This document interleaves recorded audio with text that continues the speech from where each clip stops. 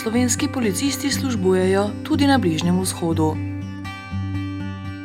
Med 5 mednarodnimi misijami, v katere so vključeni, je namreč tudi mednarodna civilna misija EUPOL COPS v Palestini, v okviru katere od 7. maja letos naloge opravljata 2 slovenska policista. Splošno znano dejstvo je, da je Bližnji vzhod zaradi arabsko-palestinsko-izraelskega konflikta že od samega začetka eno varnostno najproblematičnejših območij na svetu. Zato si mednarodna skupnost prizadeva, da bi na tem območju vzpostavila stabilizacijo razmer, trajni mir in pa zagotovila varnost. Seveda se je pa v ta proces vključila tudi Evropska unija in v zadnjih 2 desetletjih sprejela številne ukrepe tako na gospodarskem, razvojnem in političnem področju, ne nazadnje pa tudi na varnostnem.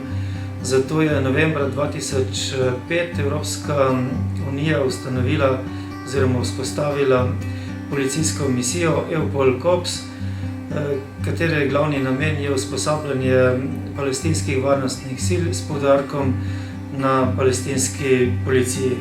Trenutno je v tej misiji zaposlenih približno 50 mednarodnih strokovnjakov iz 18 držav Evropske unije ter Kanade in približno 40 lokalnih predstavnikov, ki opravljajo delo strokovnega osebja. S kolegom Gregorjem Hodnikom sva sem prispela maja leta 2012 in podrobno spoznala sam ustroj misije. Mandat je vezan na monitoring in advising.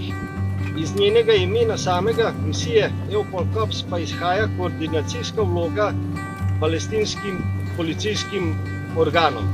Razdeljena je v 3 sekcije, ki so programska sekcija z namenom usklajevanja različnih projektov in aktivnosti, Rule of Law section z namenom nudenja strokovne pomoči palestinskim pravosodnim organom in pa Police Advisory section, kjer tudi oba upravljava svoje naloge z namenom prenosa najboljših praks našim palestinskim kolegom.